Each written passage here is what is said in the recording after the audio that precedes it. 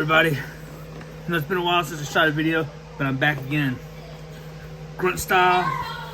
And remember, if you're looking for great magazines, just go over to amentu.com and check out some of the best, most indestructible magazines I've ever seen in my life.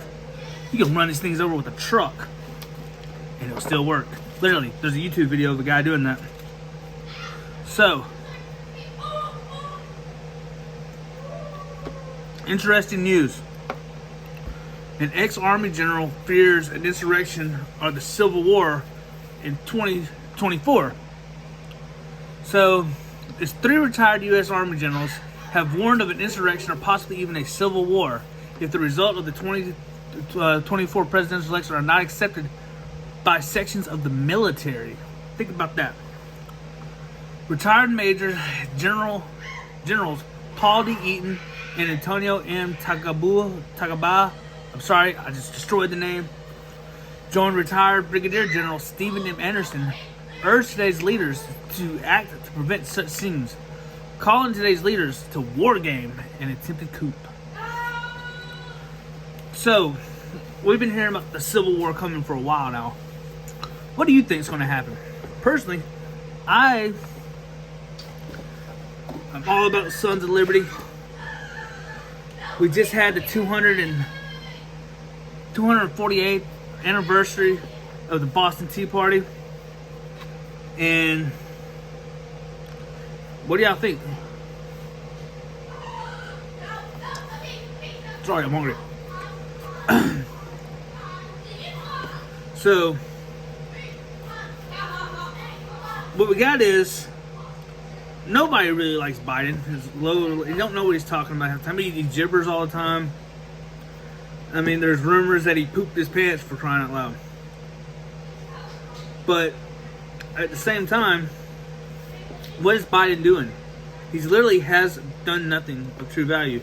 He went in, he did away with renter protection, so people who rent houses and stuff like that, COVID, Trump put in a protection program to make sure they didn't get evicted and stuff. Biden did away with it his second day in office. So what's really going on? I don't see anything happening that's in a positive light. So, and then Harris is probably setting up to run for 2024 because I don't see Biden running again. I'd be surprised if he did, but at the same time, not really. So, that's the thing we're talking about, worried about. If Trump runs, which is likely, I think it's a bad idea. The Republicans don't need to put Trump back up there. There's other better qualified candidates that can lead our country. I mean, personally, I think it's time for our government to break down this two-party system and allow third parties to have a say. Libertarians, the constitutionalists, stuff like that. But I don't believe that we're gonna have anything but a shadow government. And I actually warned about it right here. That a shadow government led by the losing candidate is going to cause all this. That's kind of makes you think what's really going on. So, and then we got the Ukraine-Russia situation. And then we got China helping Iran spy. We have a lot of issues going on in our country. And nothing is really being done about it. So, I mean, what are we going to do?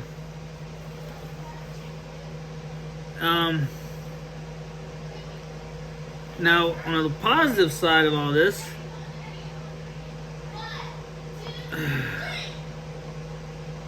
so AOC comes out with her new thing saying it's delusional to believe Dems can't get reelected without BBB child tax credit.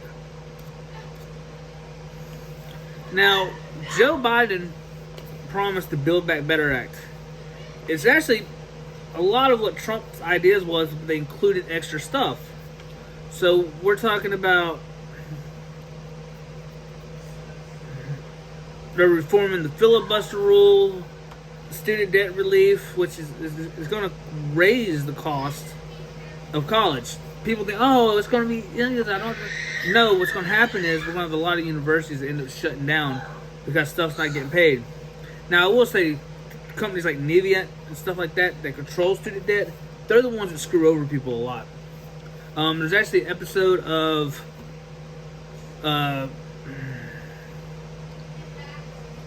on Netflix, that show they canceled that was very political. There's actually a student debt thing on that.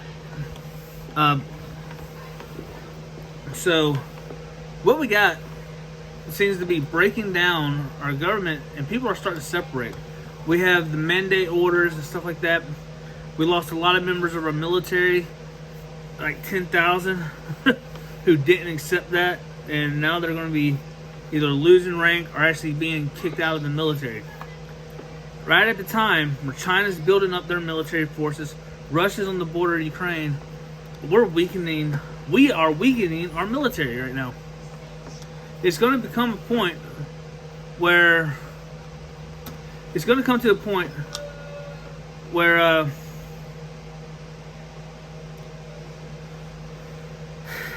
people are going to get tired. So it's weird, but it's a shame that our country is becoming idiocracy. If you ever see that movie, you'll know what I'm talking about. Idiocracy. The richer and most intelligent people in our country are no longer really reproducing. It's the unfortunate meth heads and people like that seem to be reproducing the most. So we got Omicron going around, the new variant going around. So Omicron, the Netherlands actually just completely shut down everything already. Now,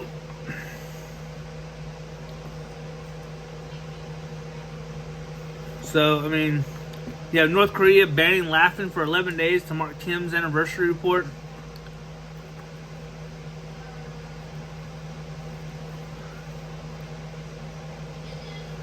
You got courts are forcing. We have a court order right here. Orders anti-vax dad not to discuss COVID vaccine with his children. A judge in Alberta, Canada, ruled this week that a father who expressed doubt over COVID-19 is no longer permitted to discuss. See, that's what's weird. They're not really giving people a choice. They're fighting people over this. They're destroying people. They're literally are forcing people to take this shot. And I'm not a denier. I'm pro-vaccine, and vaccines have done a lot for our country, a lot for the world, especially like the smallpox vaccine and polio.